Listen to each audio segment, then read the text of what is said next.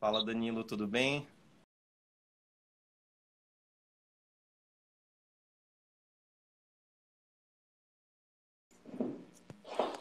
Então, eu estava aqui comentando, né, que o Museu da Pessoa tem aí como premissa também a valorização da vida e da história de cada um como um patrimônio da humanidade e como iniciativas como a do Memorial casam muito com aquilo que o Museu da Pessoa acredita e posso dizer que somos fãs de carteirinha do trabalho de vocês, né? Mas assim, como em toda boa entrevista do Museu da Pessoa, eu queria começar com você dizendo um pouquinho sobre você, né? A gente sempre começa perguntando para as pessoas o nome, local e data de nascimento. Você não precisa falar necessariamente nessa ordem, nem necessariamente essas informações, mas eu gostaria que você se apresentasse um pouquinho para a galera que está assistindo a gente.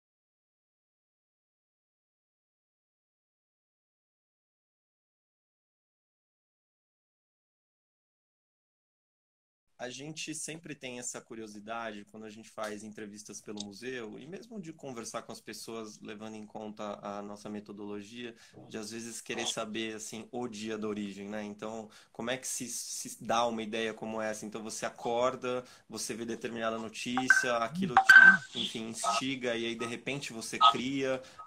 Foi uma reunião de amigos e aí decidiu-se de forma pensada ou não por determinada rede social, determinado caminho. Como é que surge uma ideia como essa?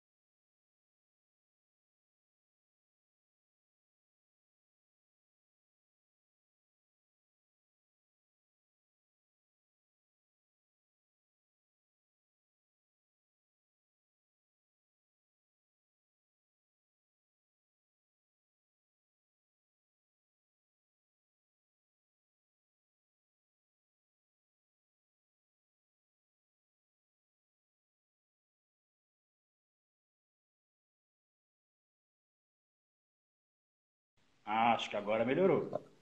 Combinado, hein? Combinado. Talvez tenha sido o problema nos estúdios móveis da minha casa aqui. Então, vamos lá. Peço desculpas pela interrupção. Desculpa, gente. Imagina. Como eu estava falando, né? A minha trajetória, claro, a gente sente no nosso lombo, embora eu seja um cara branco, privilegiado, com uma série de privilégios, mas nós sentimos, quem tem o mínimo de sensibilidade sente as várias temporalidades de violências históricas do país. A gente está num momento muito especial que não dá para deixar de falar disso.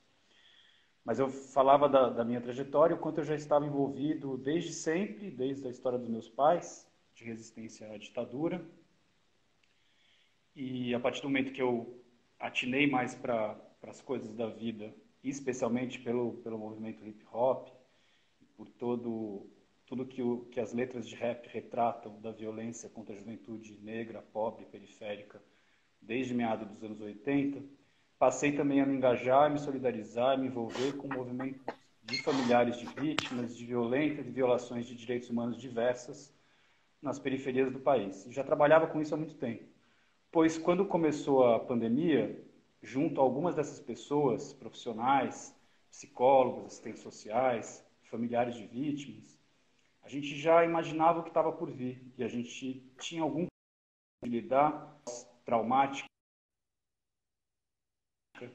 que as pessoas com quem a gente, muitos companheiros, amigos, parceiros que a gente conviveu e convive até hoje, já tinham vivido. A gente sabia muitas das coisas que estavam por vir, ainda que o contexto da pandemia de Covid tem trazido uma série de elementos novos nessa dimensão do luto, do lidar com a morte, do cuidar da morte, do nos reeducarmos para a morte. Acho que é um termo importante também, dos grupos que nos inspira é o grupo do professor Peçanha Júnior, Educação para a Morte, entre tantas outras iniciativas bonitas que tem aí, relacionadas a esse tema que é um tabu, para usar uma outra expressão de uma outra grande amiga que tem o blog Morte Sem Tabu, uma outra grande amiga de alguns de nós aqui também que estão assistindo, inclusive, a Camila. E iniciativas assim nos inspiraram a reunir as informações que a gente tinha, o conhecimento, as experiências que a gente sabia que poderia ser útil para as diversas pessoas que nós sabíamos que iriam, infelizmente, morrer aqui no país. Então, acompanhando o que estava acontecendo na China, na Itália, na Espanha e nos Estados Unidos antes de chegar aqui, sabendo que o Brasil tem dimensões continentais e extremamente desigual, e tendo um presidente absolutamente responsável como esse atual, nós sabíamos que ia ser muito violento. Como de fato tem sido, não à toa hoje, no momento que a gente fala, a gente está exatamente no epicentro da pandemia mundial, com mais de 30 mil mortes oficiais, e a gente sabe que esse número é bem maior, infelizmente. O que significa, Lucas, a gente falar que hoje, nesse momento no Brasil, além do luto que todos nós, de alguma maneira, estamos vivendo, o luto de uma sociedade que não volta mais, o luto de uma série de perdas de convívio, o luto das nossas crianças de não estarem mais podendo ir à escola direito e tal, mas nós, no mínimo, 1.000 pessoas no país,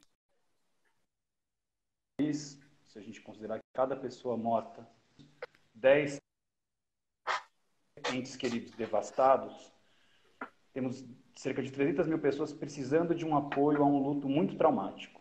E se o luto já é um processo muito difícil para qualquer pessoa, imagina um luto vivenciado num contexto desse, sob isolamento, sem poder ter feito ou se fazer os rituais de despedida como a gente está habituado, de corpo presente nas nossas tradições familiares, espirituais, etc. Então, foi pensando nisso que a gente se antecipou, criou uma rede que hoje conta com mais de 250 pessoas no Brasil inteiro, mais de 80 organizações. E, sobretudo, eu queria dar um destaque, tem algumas grandes amigas, irmãs que a gente ganhou nessa travessia que estão aqui, como o pessoal do Projeto Santinho, que está aqui, as psicólogas Érica Azambuja e Marília Avelano, diversas iniciativas e, sobretudo, de mulheres profissionais, psicólogas, paliativistas, especialistas em questões cemiteriais, terapeutas ocupacionais, que formam essa rede de profissionais para apoiar as pessoas enlutadas. E desse trabalho todo, interdisciplinar, abrangente, o trabalho da memória é absolutamente fundamental. Nós sabemos que a pessoa, quando morre, quando tem um ente querido que morre, a primeira e única e grande questão das pessoas se apegarem é a memória. é o que fica, né? Então, Uhum. esse trabalho que a gente começou, e aí daí surgiu o memorial como parte desse trabalho da rede, num lugar absolutamente fundamental e imprescindível.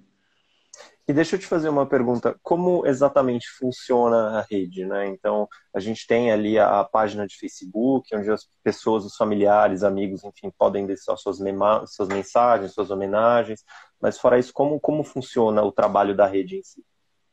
Perfeito. Então, o trabalho da rede, a gente foi se organizando, se auto-organizando conforme os desafios vinham surgindo. A rede que se formou há cerca de menos de 2 meses, né, com essa sensibilização muito forte.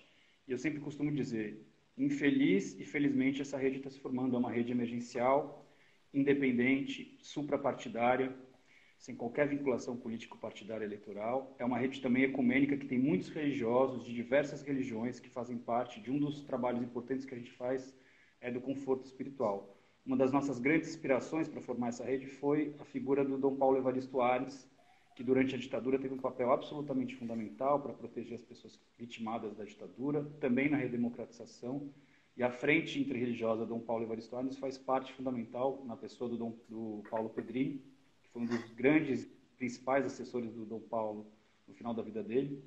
Bom, a gente passou a se organizar e agora a gente firmou uma forma de organização em GTs. São 7 grupos de trabalho. Inicialmente, a rede tinha proposto 6 ações que continuam nas nossas atividades, desde orientações básicas para a pessoa exatamente até mesmo antes da morte, quando o caso está muito grave e as pessoas já estão em isolamento dos seus entes queridos, a gente já começa a orientar. Está aqui nos acompanhando, por exemplo, uma pessoa que tem um papel fundamental nessa rede, que é a Bruna Tabak, do Rio de Janeiro, uma paliativista, especializada justamente, entre outras várias coisas, nesses cuidados todos no final da vida de uma pessoa, no contexto de UTI, de situações mais graves.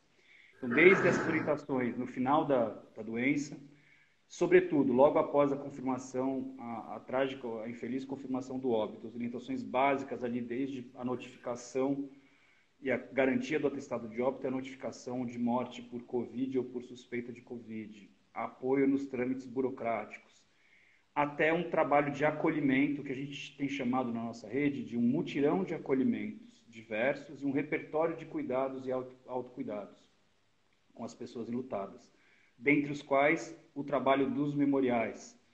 São muito importantes, e embora a gente administre uma das páginas de memorial das vítimas do coronavírus, nós temos disponibilizado para as famílias todas as iniciativas memoriais e de homenagem virtual, de despedida virtual. Por exemplo, o Guia de Rituais de Despedidas Virtuais do Movimento Infinito ETC, coordenado brilhantemente pelo Tom Almeida, é uma outra grande referência para a gente. A gente disponibiliza de imediato para as famílias, junto com o Guia de Pessoas Enlutadas que a gente traduziu, com o apoio da ABEC, Associação Brasileira de Estudos Cemiteriais. A gente disponibiliza para a família todo esse repertório de cuidados, de acolhimentos, de amparos. E a gente agora se reorganizou em 7 GTs, que eu posso repassar depois aqui, mas está disponível na nossa página, no Memorial, nas nossas redes também. E essa semana, até o final da semana, a gente vai lançar o site da rede de apoio, em que justamente esse conjunto de cuidados, de acolhimentos, repertório de apoio ao luto, vai estar reunido numa página só. A gente hoje tem diversas páginas parceiras, as nossas redes sociais, WhatsApp, etc., e canais de organizações que fazem parte da nossa rede que divulgam o nosso trabalho. Agora eles vão estar todos reunidos numa página específica da rede e nós estamos construindo também uma plataforma. E aí o trabalho dos memoriais, acho sempre legal falar no plural, tem o nosso memorial no Facebook, tem um memorial que a gente também está ajudando a construir, um memorial galeria junto ao pessoal do Segura Onda, que é uma iniciativa maravilhosa, a qual a gente se associou. Mas tem os Inumeráveis, que acabou ganhando uma dimensão mais popular, que tem um trabalho belíssimo de fazer uma leitura, né, jornalística e literária, espécie de obituários jornalísticos e literários de cada uma das mortes, que ganhou uma dimensão grande por uma parceria com a Rede Globo, que tem feito um trabalho também de leitura com seus atores desses obituários, emocionante. Tem diversas outras iniciativas de memoriais, inclusive agora alguns arquitetos têm nos convidado a participar, ajudar a construir memoriais físicos também. Então o Museu da Pessoa também está convidado. O Lucas, eu posso falar à vontade aqui, porque o Lucas tem participado dessas discussões com a gente já desde o começo, tem sido uma pessoa maravilhosa, se colocou à disposição, junto com outros grandes e importantes museólogos do país, como a Marília Bonas, do Museu da Língua Portuguesa, A o Júlia está João, que aqui está com a aqui, gente. a Júlia do Museu do Ingá, o pessoal do Memorial da Resistência, a Ana, né, que também não sei se está aqui, mas está no nosso grupo, outras grandes mestras para nós, como a Maria Inês Mantovani, que é uma grande referência do Expomos para nós. Então, outras várias pessoas que são referências para nós. Esse trabalho do memorial e a produção, na verdade, produção não, eu acho que mais a reunião das expressões de luto e a reunião das expressões de memória, inclusive num novo contexto, muito marcado pelas redes sociais, muito marcado por uma série de incertezas, eu acho que é um grande desafio para todos nós, não só historiadores e pessoas que atuamos no ramo, mas para toda a sociedade. Como é lidar com a expressão desse luto, com a produção dessa memória, com a elaboração disso. Como bem dizem as amigas do Projeto Santinho, o luto é um trabalho social, né? Tem que ser um trabalho social feito por todos nós. E os memoriais têm um papel muito importante nisso. Sem dúvida, eu queria até para fazer esse link, né, puxar até um pouco mais de sardinha para a questão da memória, já que estamos aqui falando na live do Museu da Pessoa, né, Acho que a dentro Ana da, entrou no digamos assim, Memorial da Resistência, viu? Acho que a Ana entrou aí. que legal, seja bem-vinda. Dentro das premissas e dos valores que o Museu da Pessoa se baseia no seu trabalho aí de 30 anos, está justamente no valor da história individual de cada um, né? Então, somos todos únicos, né? Ninguém é igual a ninguém, logo, o normal é ser diferente. E se somos todos diferentes, ninguém é igual a ninguém, cada um de nós é um patrimônio da humanidade, de certa forma. Né? Então, está dentro dos valores do Museu da Pessoa justamente essa obrigação de preservar a história de cada um, como um patrimônio da humanidade e de democratizar esse acesso à memória. Então, criar um aspecto colaborativo para que todo mundo consiga deixar o registro da sua memória. Então, não simplesmente o museu se colocando como um captador ou um catalisador de todas essas ações, mas transmitindo esse conhecimento para que as pessoas também possam fazer das suas formas, seja colocando na plataforma do museu, seja colocando em qualquer outro lugar. Né? Então, uma coisa que me chama a atenção da rede, do memorial em si, é justamente essa preocupação em não simplesmente fazer as ações acontecerem, mas se preocupar também com esses manuais, com esses guias que possam ajudar outras iniciativas. Né? Então, nesse sentido, eu queria te fazer a pergunta justamente sobre a importância da memória nesse contexto que a gente está vivendo. Né? O Museu da Pessoa é muito comum, a gente tem o programa Conte Sua História, que é um estúdio aberto que recebe toda e qualquer pessoa interessada em contar sua história, e a gente começa essa semana as entrevistas do programa Conte Sua História, inclusive com a Paola, uma das responsáveis pelo Museu da Diversidade Sexual, que vai contar a história dela pra gente, e na semana que vem a gente abre as gravações para as pessoas, a gente vai inclusive divulgar aqui para que as pessoas que queiram e tenham interesse em contar a sua história façam parte também do nosso acervo.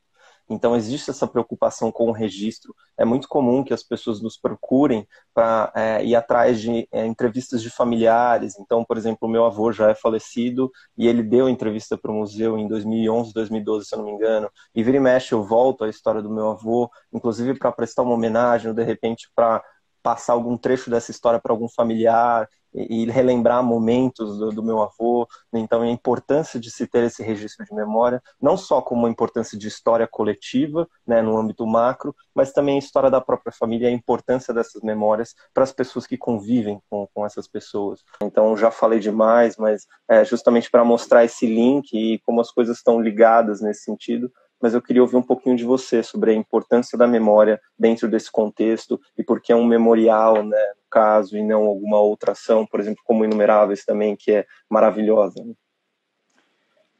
Querido, eu sou suspeito para falar da memória. Para mim, memória é tudo mesmo, algo absolutamente fundamental. Não à toa eu fui estudar formalmente na universidade história, mas algo que sempre me tocou e, como eu disse, eu me considero um permanente aprendiz na Universaral Universidade de São Paulo, aprendiz historiador, assim como sou aprendiz de DJ, que no âmbito do hip hop é o historiador do hip hop, né, o DJ. Eu, inclusive, tenho uma teoria, depois a gente pode conversar sobre isso, historiográfica, museológica, sobre uma leitura da história a partir de uma visão do DJ. Historiografia e uma historiofonia juntas, interlinkadas. A memória, para mim, é tudo. E tratar da memória num contexto de lutos tão grandes, diversos, novos, é algo que redobra a importância da memória, de quem trabalha com memória como ofício, inclusive profissional. O ICOM Brasil lançou uma nota muito interessante que eu recomendo todo mundo procurar, que é o Instituto de... Você pode me reproduzir a sigla exatamente, Lucas? Do ICOM, o Conselho Internacional de Museus, né? Isso, o Conselho Internacional de Museus, mas na sua subsede, digamos assim, na sua sede brasileira, lançou uma nota em português sobre o papel fundamental que os museus têm nesse momento. Você acabou de falar de uma figura que eu sou suspeito, a Paola, uma das diretoras, das coordenadoras, junto com o grande Franco Reinaldo e a Ellen, do Museu da Diversidade.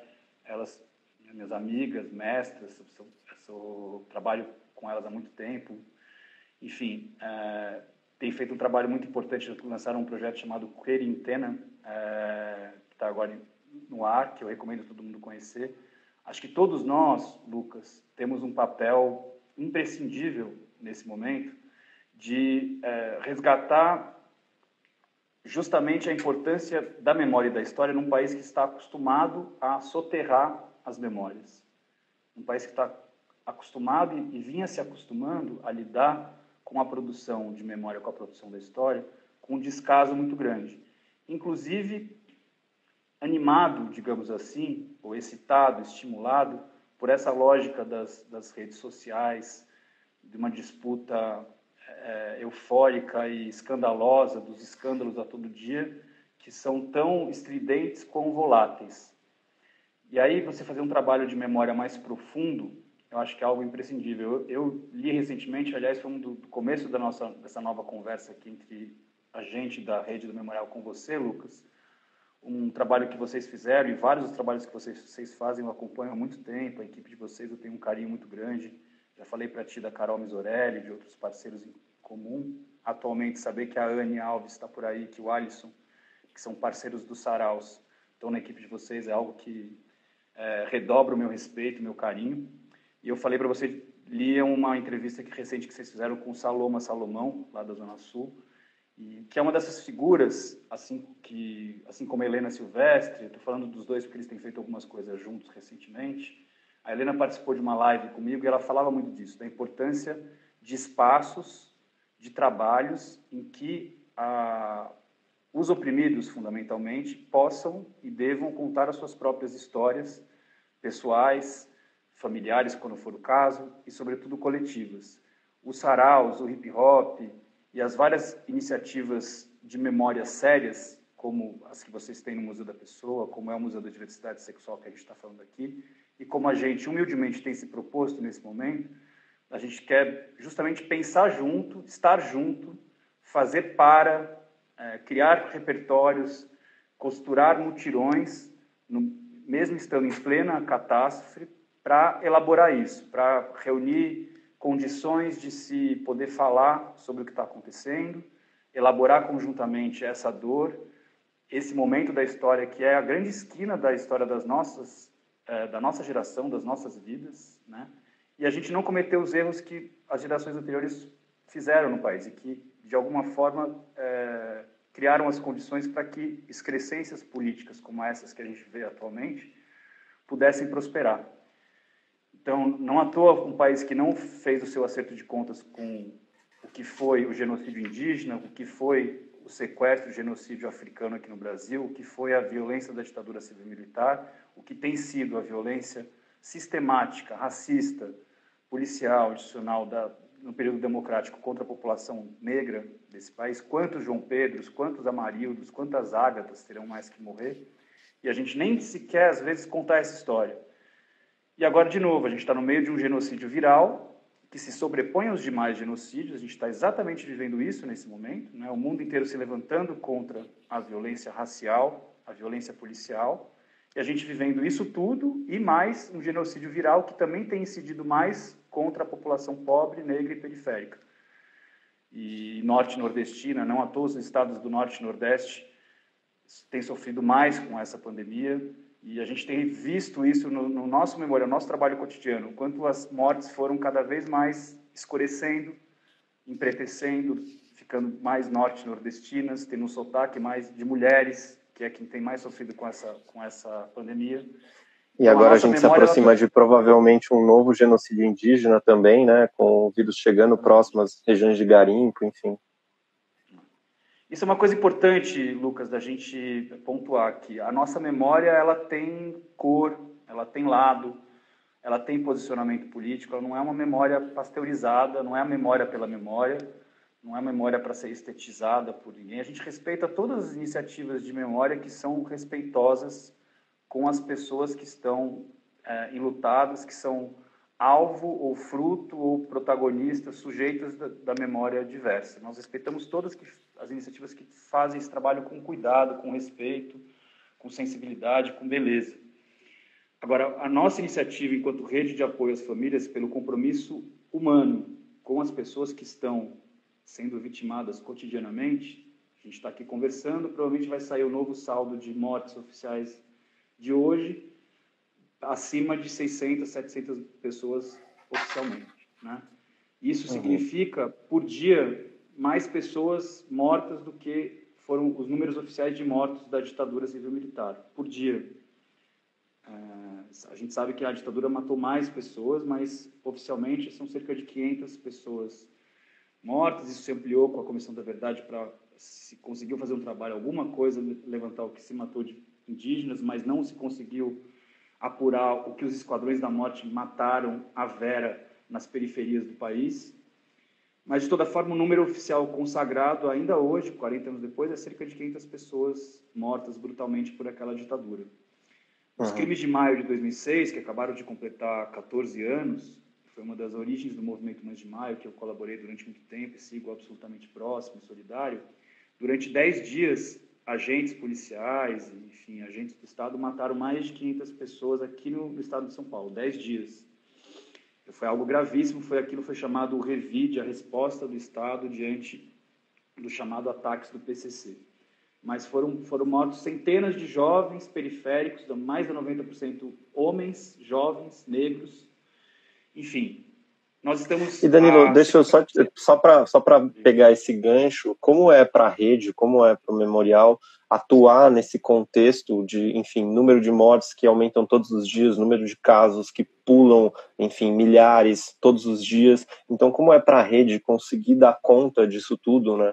Em um país, em um estado que, enfim, não leva isso a sério, em um país, em um estado que historicamente não liga para a preservação da sua própria memória, pelo contrário, tem um zelo muito bem cuidado em deixar as coisas como estão. Então, como é para a rede atuar nesse contexto? Perfeito, Lucas. Muito boa a sua pergunta, que, como eu disse desde o começo, a nossa rede é uma rede emergencial, sempre se colocou dessa forma. Ela é suprapartidária, independente, e ela não tem nenhuma pretensão de se transformar numa organização política, digamos assim, numa organização perene. Ela, inclusive, gostaria que pudesse se diluir assim que possível. E aí tem algo importante, nós temos dialogado muito com as diversas instâncias do poder público. Por exemplo, os CRAVs, Centro de Referência e Apoio às Vítimas, aqui de São Paulo. O Bruno tem sido um grande parceiro, que é o coordenador do CRAV estadual aqui, assim como a Bruna, que eu falei, que trabalha na Secretaria de Vitimados do Rio de Janeiro. Tem diversas pessoas que trabalham na Secretaria Estadual de Saúde, como a Alina Zoc, que é uma figura maravilhosa, uma técnica, psicóloga. Tem a Mariane Seron, que trabalha com políticas de educação em toda a rede SUS. Estou destacando isso porque a gente foi dando um passo de cada vez, sendo muito responsável e também não pretendendo. A gente entende várias outras iniciativas que surgiram, se colocaram como uma espécie, num afã humanitário, querer se colocar no lugar do Estado ou achar que dá para preencher. A gente tem feito um pouco desse trabalho, porque, infelizmente, o heróico SUS, a heróica rede de saúde mental, os CAPs, estão sobrecarregados nesse momento. Então, a nossa rede de psicólogos voluntários tem acolhido muita gente e tal, mas nós estamos em permanente diálogo. A gente está buscando fortalecer a nossa rede, pensar políticas, proposições e colocar também à disposição do poder público esse repertório de acolhimentos e de cuidados que a gente está juntando. Então, desde o primeiro momento, quando a gente traduziu o guia para os enlutados, que foi feito por 9 especialistas espanholas em trauma. A Thaís, inclusive, fez uma pergunta aqui na live pedindo mais detalhes sobre esse guia, tá? Eu vou passar o link para vocês depois aqui, ou se alguém mais da rede que estiver nos assistindo puder passar também, eu agradeço, que falar e digitar ao mesmo tempo no celular aqui vai ser difícil.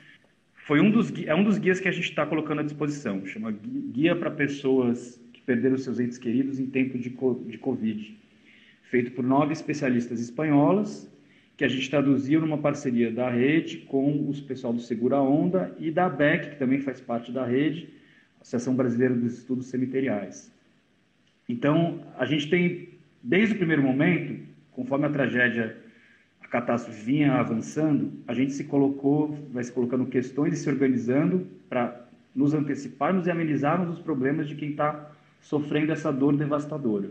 Então, veio o guia, veio um conjunto de outros guias que a gente prontamente foi juntando ao nosso repertório, como, por exemplo, o guia Vamos Falar sobre Luto, do coletivo Vamos Falar sobre Luto, que propõe uma série de outros rituais de despedida.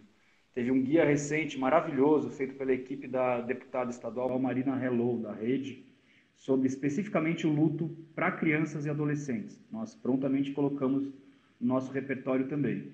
A gente está a todo momento se colocando o que a gente precisa fazer para as pessoas, com as pessoas, muito mais do que o que nós vamos escrever sobre, qual é a memória que a gente vai falar sobre o que está acontecendo, senão a gente correria o risco de, e eu insisto, com absoluto respeito a todas as iniciativas que estão realmente sensíveis e comprometidas com o que está acontecendo, mas a gente correria um sério risco de recair, fazendo uma brincadeira aí, naquele padrão Nana Gouveia de tragédia, começar a tirar fotos e likes de si mesmo e selfies com o furacão atrás de nós.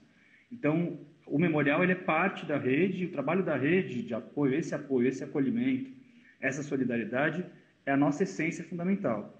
Inclusive do ponto de vista epistemológico, memorial, historiográfico, estar junto, pensar sobre esse tipo de dor, esse luto que está sendo vivenciado por centenas de milhares de pessoas no Brasil hoje, nós sabemos que não é algo que vai se resolver com uma homenagem, com um texto, é algo que para algumas pessoas vai demorar meses, anos, às vezes até pode, se não for bem cuidado, acolhido e tratado, elaborado coletivamente, pode durar uma vida toda.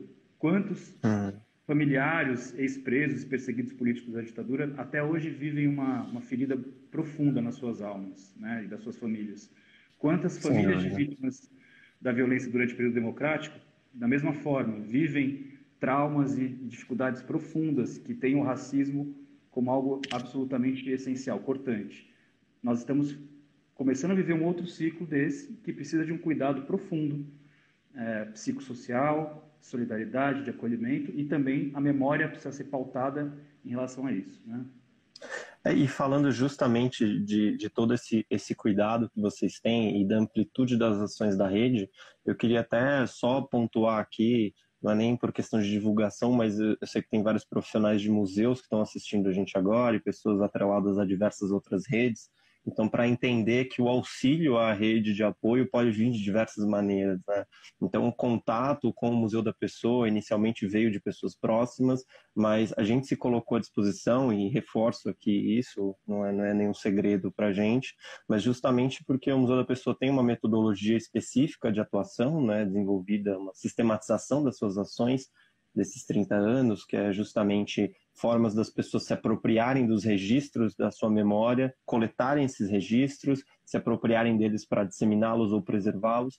Enfim, a gente colocou isso à disposição da rede, inclusive colocar a nossa plataforma, no sentido de como museu virtual e nosso acervo ser todo digital, colocar a nossa plataforma à disposição para que essas memórias que estão chegando via Facebook e tudo mais possam ser preservadas em outro lugar, para que a gente possa utilizar as ferramentas colaborativas do Museu da Pessoa para abrir um espaço para essas vítimas e familiares dessas vítimas, evidente, possam prestar suas homenagens e que isso fique registrado de uma forma que não vire simplesmente uma notícia de jornal, como você mesmo disse, né? Não é simplesmente publicizar a tragédia, mas justamente abrir um espaço para essas pessoas que estão sofrendo nesse momento.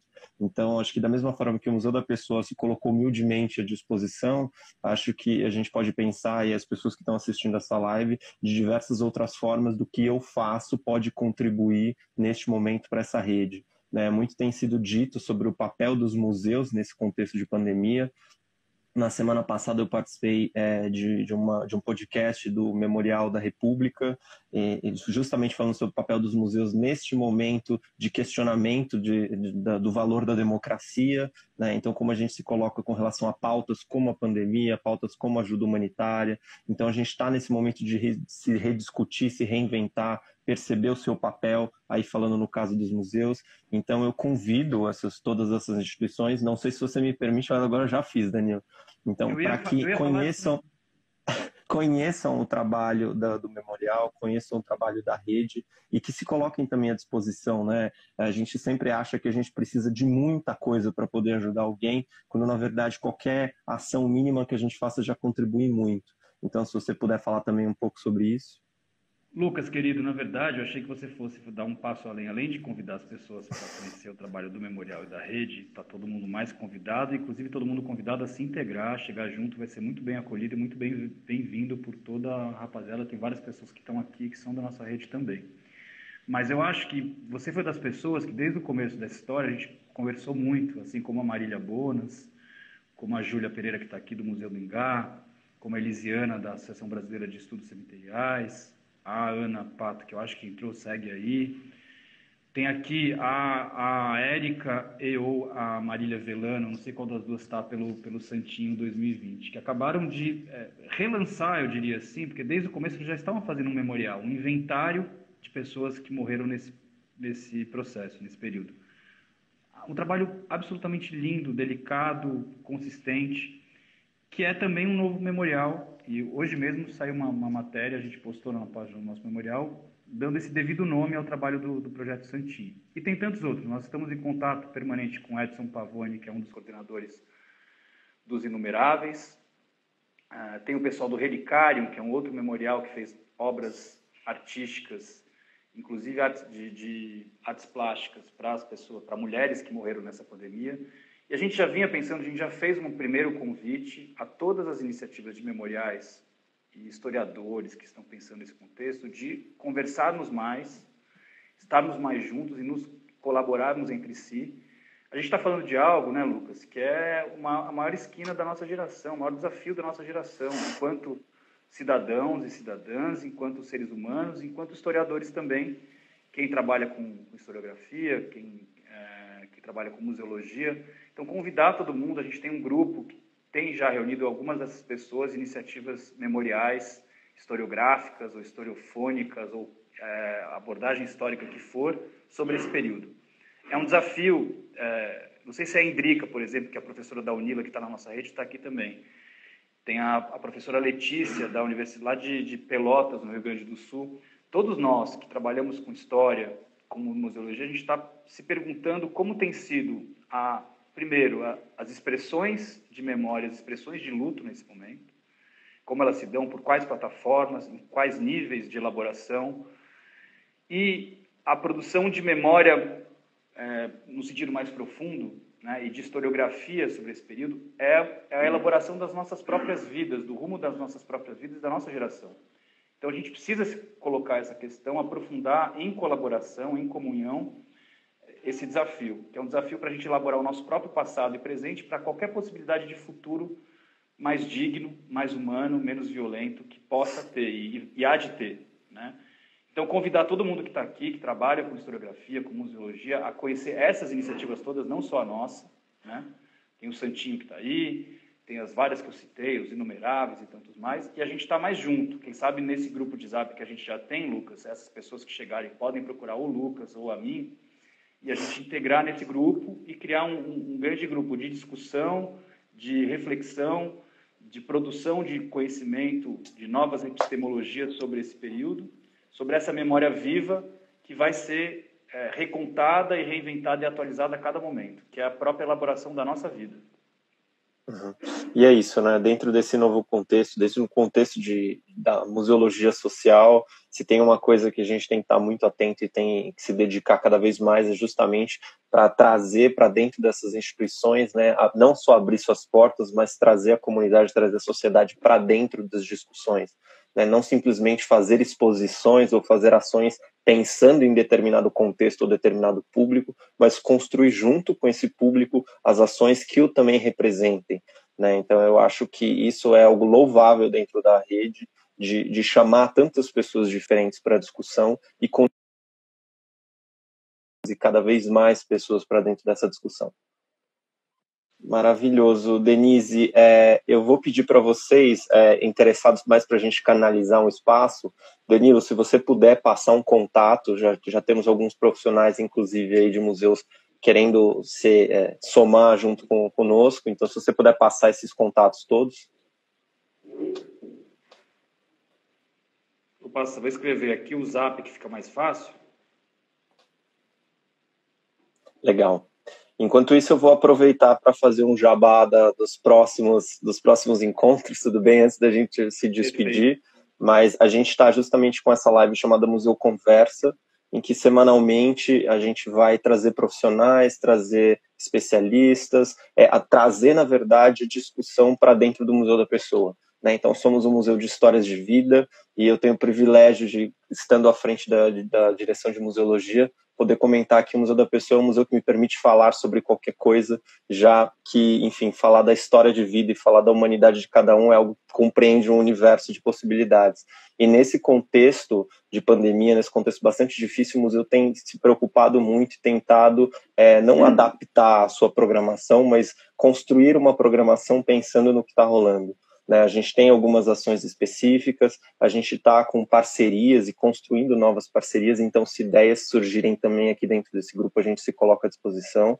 Na semana que vem, a gente vai conversar com o diretor técnico do CISEM, que é o Sistema Estadual de Museus, para falar justamente mais aprofundadamente sobre o papel dos museus, especificamente da instituição museu, nesse contexto de pandemia e como os museus do estado de São Paulo estão fazendo para se reinventar e para lidar com a situação, né? A gente sabe que os cortes são cada vez maiores e mais recorrentes e aí chega uma situação como essa e como é que essas instituições se reinventam e conseguem propor alguma coisa para a sociedade, né? Então vai ser sempre assim a toada dessas novas lives de terça-feira, todas as semanas, e eu espero vocês aqui com a gente.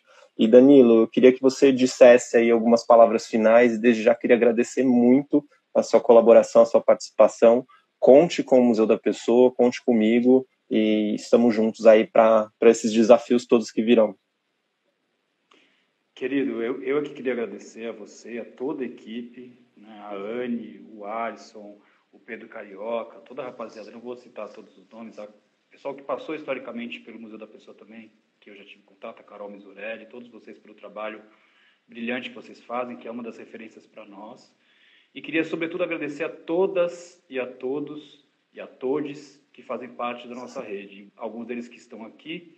E eu vou expandir um pouco mais essa gratidão, porque uma coisa é a rede que a gente formou e, como eu disse, infeliz e felizmente nesse momento, ganhou uma dimensão grande, literalmente do Acre até o Rio Grande do Sul, mas há uma rede maior do que essa, uma rede que pensa a memória, que pensa essas resistências, que pensa essa humanidade no meio de tamanha barbárie há muito mais tempo. Tem uma pessoa aqui muito especial que eu vou, nessa pessoa, fazer essa gratidão estendida a toda essa rede de mães, de familiares, de historiadores, de pessoas que pensam a história de uma outra forma, a contrapelo, como dizia o Benjamin, que é a Silvana Martins, que está aqui, que é uma artista, uma designer gráfica, uma multiartista, poeta do Sarau da Ademar, da Cooperifa, e que também do Movimento Mães de Maio, que já fez muitos trabalhos de memória, muitos trabalhos junto à literatura periférica. Eu queria, na pessoa dela, que considero uma minha irmã, também uma grande amiga, agradecer a todas, especialmente as mulheres, Lucas, porque nossa rede, como eu te falei, tem mais de 250 pessoas, mais de 80% mulheres, que além de todo o sobretrabalho, além de toda a sobreviolência de ter que lidar com os cuidados, com a preservação numa sociedade machista, num contexto de pandemia, ainda arrancam força para serem as pessoas mais solidárias, mais proativas. Mas também aos homens como eu, aos pais, aos pães, a todo mundo que está somando nessa rede. E aí uma última frase que várias pessoas têm dito, e eu faço questão de repetir: de fato, eu espero que nada seja como antes. Não vai ser, por um lado, por uma infelicidade, por uma tragédia de ter que viver sob esse novo contexto, mas tem uma série de possibilidades e potencialidades da gente reinventar a nossa vida, reinventar o nosso futuro. E acho que a gente aproveite isso. Isso passa pela memória, passa pelo apoio, passa pelo acolhimento, passa pelo amor entre nós. A gente há de vencer essa guerra aí, essa guerra racista, essa guerra genocida, essa guerra contra o fascismo. A gente há de vencer com base nessa rede de amor, de afeto, de solidariedade, que tem a memória e tem projetos como o seu, como o nosso, como de várias pessoas daqui, um momento fundamental. Tá bom? Muito obrigado. Obrigado você, Danilo. Obrigado pela iniciativa maravilhosa. Obrigado por todas essas ideias e essa reflexão inspiradora também para a gente nesse momento. Então, boa noite para todo mundo. Foi um prazer estar com vocês aqui. Espero todo mundo na terça-feira que vem. Boa noite a todos. Obrigadão, Danilo. Tchau, tchau.